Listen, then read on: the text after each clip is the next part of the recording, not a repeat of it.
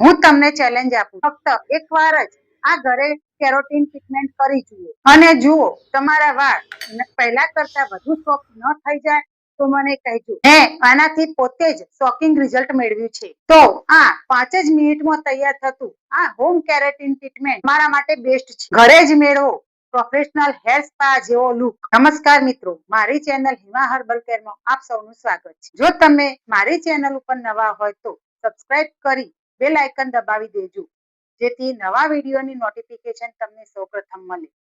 આજે આપણે વાત કરીશું નેચરલ હેર કેરોટીન વિશે.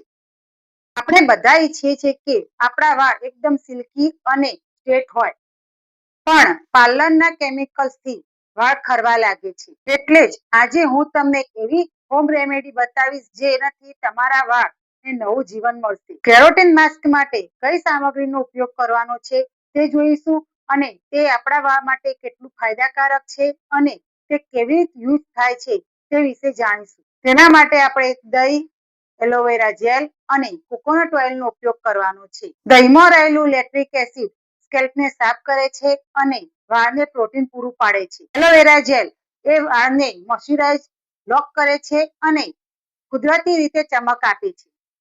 કોકોનટ ઓઇલ વાળને અંદરથી મૂળથી મજબૂત બનાવે છે અને વાળને ખરતા અટકાવે છે. એલોવેરાનો યુઝ કરતી વખતે તેમાં રહેલું પીળું જેલ તેને દૂર કરી પછી તેની ધારો કાપી તેનું અંદરનું જેલ કાઢી તેનો યુઝ કરવાનો છે. એક બાઉલમાં 1 કપ દહીં લો અને તેમાં 3 થી 4 ચમચી એલોવેરા જેલ ઉમેરો. પછી 1 ચમચી કોકોનટ ઓઇલ ઉમેરી સારી એવી રીતે મિક્સ કરી પેસ્ટ બનાવો. પેસ્ટ બનાવતી વખતે તેમાં ગઠ્ઠા જેવું લાગતું હોય તો તેને તમે મિક્સર જારમાં પેસ્ટ બનાવી શકો છો. સાચી રીતે ઉપયોગ કેવી રીતે કરવો તે આપણે જાણીશું. કેરોટીન ટ્રીટમેન્ટ કરવા માટે હંમેશા તમારા વાળ ધોઈને સાફ કરેલા હોવા જોઈએ, પછી તેને આપણે યુઝ કરવો જોઈએ. આ પેસ્ટને આપણે વાળની સેક્શન પાડીને થોડા થોડા વાળ લઈ મૂળથી માંડીને આપણા વાળના એન્ડ સુધી તેને લગાવીશું. આખા સ્કેલ્પમાં આ રીતે બધા જ ભાગ પાડીને આપણે વાળમાં લગાવ્યા પછી વાળને હળવા હાથે 5 થી 10 મિનિટ સુધી મસાજ કરો. વાળને મસાજ કરવાથી વાળની મજબૂતાઈ વધે છે. મસાજ કરી દીધા પછી આપણે ગરમ ટુવાલથી તેને બાફ આપીશું. બાફ આપવાના કારણે દહીંમાં રહેલું લેક્ટિક એસિડ સ્કેલ્પને ક્લીન કરી અને વાળને મોઇશ્ચરાઇઝ કરવામાં મદદ કરશે. 30 થી 45 મિનિટ સુધી રહેવા દઈ પછી હેર વોશ કરી લો. હેર વોશ કરતી વખતે તમે સાદા પાણીથી અથવા તો નોર્મલ શેમ્પૂથી હેર વોશ કરી શકો છો. કેરોટીન ટ્રીટમેન્ટ કર્યા પછીની ખાસ મહત્વની ટિપ્સ. કેરોટીન ટ્રીટમેન્ટ કર્યા પછી ક્યારેય હેર ડ્રાયરથી હેર કોરા કરવા જોઈએ નહીં.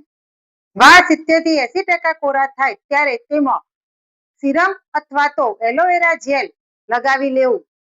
ઘરે સિરમ બનાવવું હોય તો નીચે આપેલી ડિસ્ક્રિપ્શનમાં મારી લિંક આપેલી છે, તેમાં હેર સિરમ બનાવવાની રીત આપેલી છે. આનો યુઝ અઠવાડિયામાં 1 વાર કરશો તો તમારે પાર્લર જવાની જરૂર પડશે નહીં.